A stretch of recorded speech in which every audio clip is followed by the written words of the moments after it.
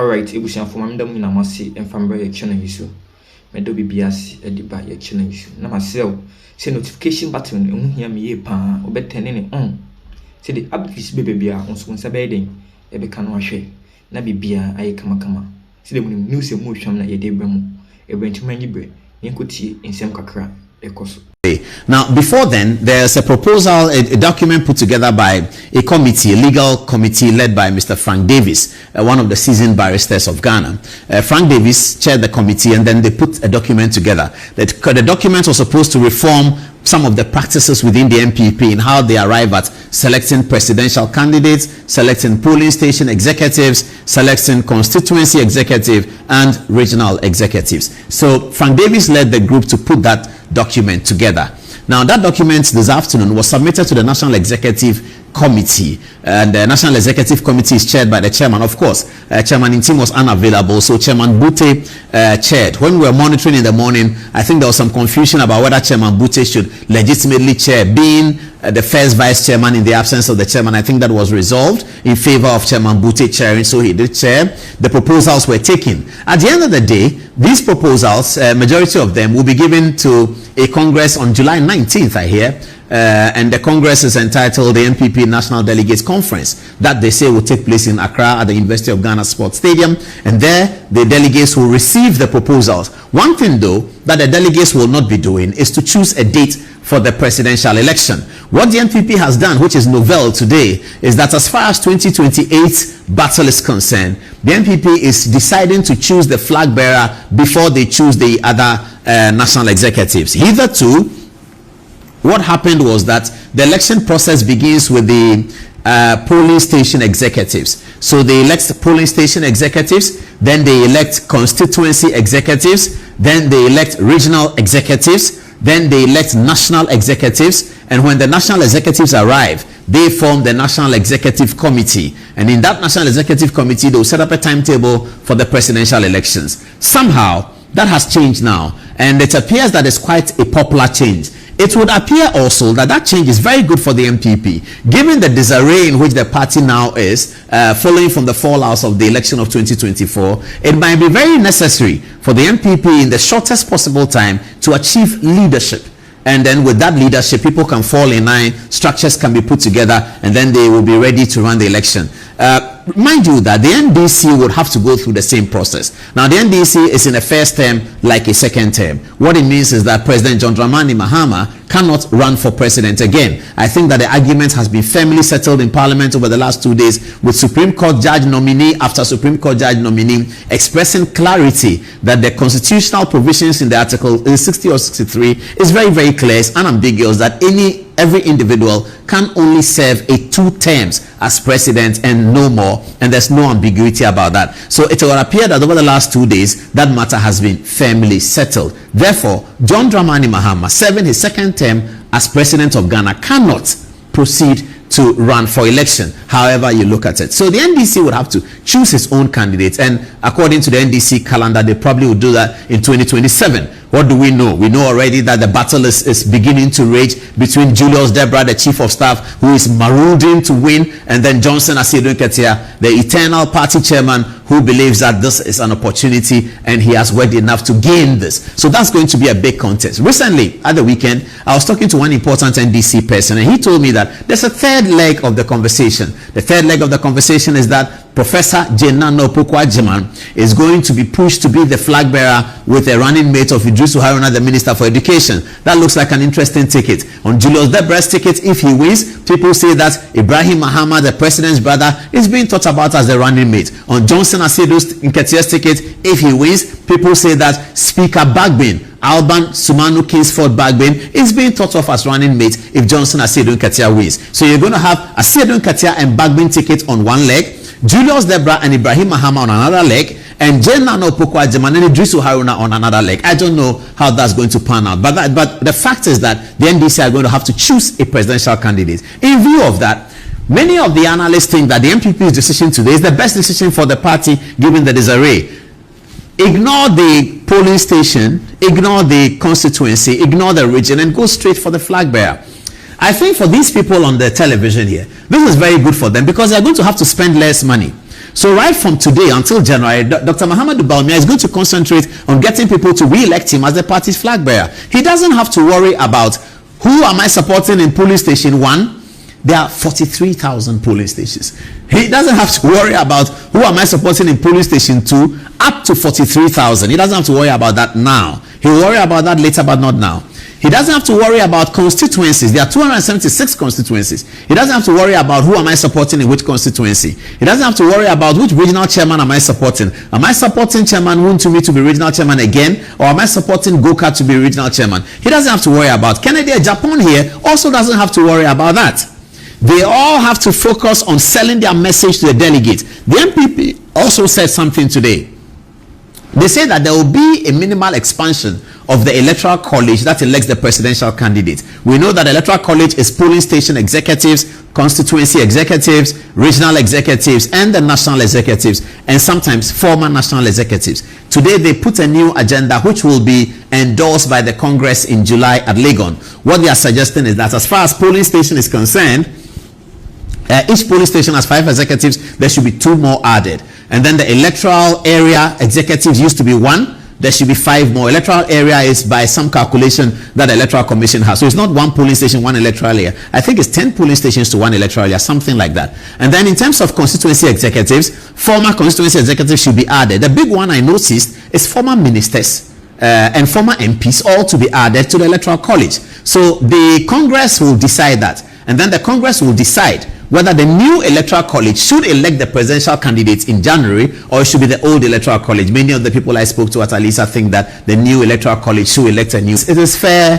it's sufficiently transparent, and it's easier on the presidential candidate in terms of their spending and all the effort that they have to put in. These things can be very draining. And if you're a presidential candidate today, and you have to think about polling station executives, then think about constituency executives, then think about regional executives, trying to elect your team, that's going to take a heavy toll on any individual, and it's going to take a heavy toll on any wallet. Even if you are Onassis, you're going to have to dig deep into your wallet to slash that out. That has all been made easy for them. Now they have to concentrate on themselves, go to the delegates, sell themselves, and elect a flag bearer in January. When the flag bearer has emerged, so assuming that any of these emerge as a flag bearer, the other people who don't emerge as flag bearer have no interest in supporting polling station, constituency, and all of that. And when the flag bearer emerges, he has enough time to tell himself that I want to run this election at this time. He goes to national executive. He becomes the leader of the party, and that's very, very important. So that's the story from the MPP event. The context, it appears that the whistle has now been fully blown. From the way things are going, the whistle has been blown. It's been blown very early because the MPP's constitution is that when they are out of power, as they are now, the presidential candidates are elected 2 years before the election. That will come to December 2026. But now they are deciding that they are going to do it something like 2.5 years or something like that.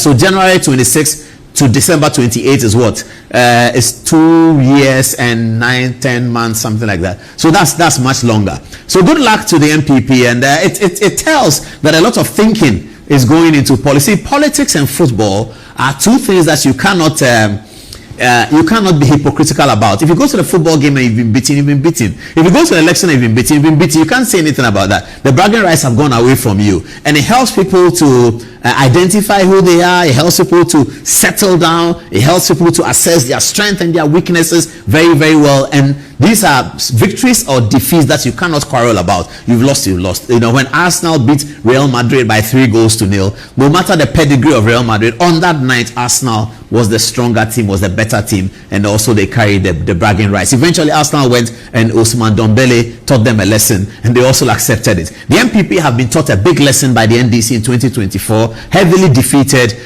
thrown into disarray, and they have understood it. They have accepted it, and they have to put their thinking caps on, and they say this is what we need to do to bounce ourselves back into the authority of the Ghanaian government. So that's the story now. Good luck to all of these. Perhaps, and the other thing that I have to add is that the NPP have also taken away the superdelegates. So in the unfortunate, unlikely I should say, in the unlikely event that there are 20 aspirants that eventually show up for the contest, all 20 aspirants will be on the ballot in January. But that's very unlikely. So we are thinking that in addition to these 1, 2, 3, 4, perhaps there would be maybe 1 or 2 more. There's a Boache Jako lurking in there, a few people. We don't know. But these are the 4 that have now settled it. Certainly DMB, Kennedy Japan, Dr. Educhum, and Kwabena Eje Japan have all settled in that they are going to run. In fact, at the National Executive and National Council meeting, I think Kennedy Japan was the only one who was not there. He was at Accra Poly speaking to students, and we got some interesting videos we'll show to you later on. So he was in the DMB, was certainly there. Videos of Dr. Educhum indicated he was there. Kwabena Japan is a former general secretary of the party, so he was also there.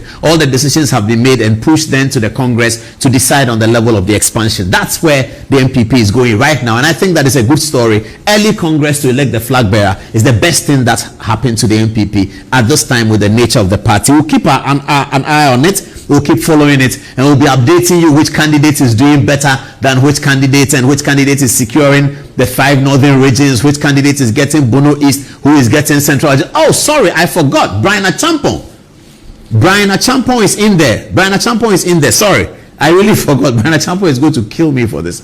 But Brian Achampong has also clearly indicated, if you have his photograph, prepare it, and I'll talk about him alone. Brian Achampong has also thrown his weight in the seat. In fact, I received the call that he's having a meeting tomorrow, and I will be attending that.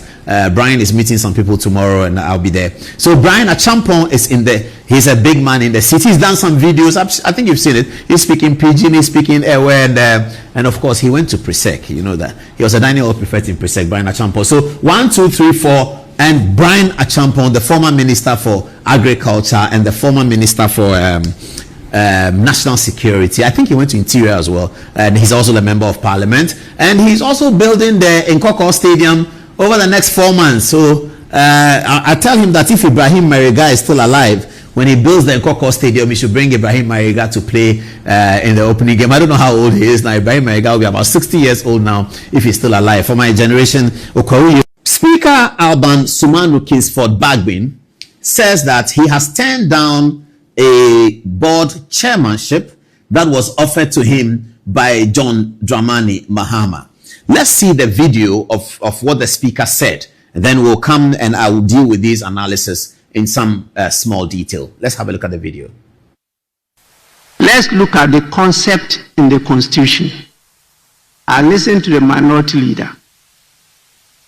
Let's look at the concept in the Constitution, where it is Parliament that exercises oversight over all those boards, public boards, and the same members of Parliament go to sit there and then report back to the House, come and participate, and then oversee what they have done over there. The principle of the law is clear. What is not specifically prohibited by the law is permitted by the law. But when it's specifically prohibited by the law, it's caught within that prohibition. And so, I, for example, as majority leader in 2009, when I was offered the position to be Minister for Parliamentary Affairs, I rejected it because I could not subsume the authority of a majority leader, the leader of the House, as a minister to be under the dictates and directive of the executive. So I have always argued against the majority leader of the House being a minister of state. People disagreed with me and they continued. Today, I was offered to be chair of the National Health Insurance Authority, as you all know. Speakers chair it. I rejected it because I think it's not proper to go and chair the board, submit reports under the supervision of a minister. The speaker is now under a minister. And the report will come to the House. And the House will now be presided over by the minister, the speaker. And I said, no. I rejected it. But that's what used to happen. Some of you don't know. That is not proper. You cannot go and chair the boards, the corporations, work over there, submit reports through the minister. The minister submits the report to Parliament. Then you come and preside over those reports and approve or disapprove. Please, issues of conflict of interest, prejudice arise. I have no problem with any member testing the matter in court. That is what the courts are there for. But I'm very clear in my mind that the step I've taken is one of the correct and best steps to enforce the authority of this House, to be able to hold public officers and people of this country. You may not like Sumano Bagbin for one reason or the other, but you can't take from him his perfect understanding of law and governance. You can't take that from Alban Bagbin.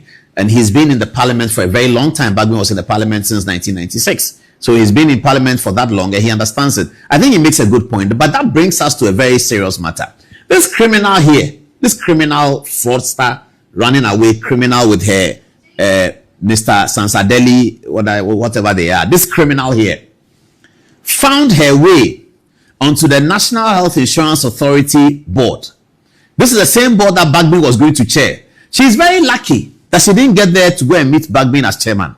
But this is the problem. This lady here is a professionally qualified medical doctor, practiced abroad, trained abroad, practiced abroad, part of the Ghana Medical and Dental Council in Ghana, delivered a seat for the NDC in the Sikadu Keten that the NDC has never won. And I mean never, since 1996. Exclude 1992 because 1992, the MPP didn't contest. In 1996, since 96 till now, the seat has never been won. She contested in 2020, she came close, and in 2024, she delivered it for the NDC. Dr. Grace Ayensu is the subject of this conversation. Grace Ayensu here is a proper medically qualified doctor.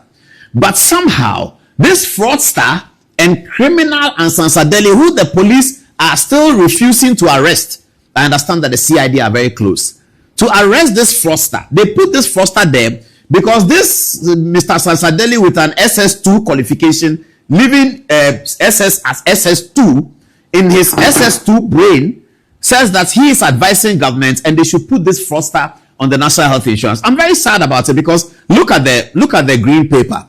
If you look at the green paper who they'll put on right now, the green paper here says that in 12.1, and maybe you can't see it, maybe you can give them this camera, they'll see it properly.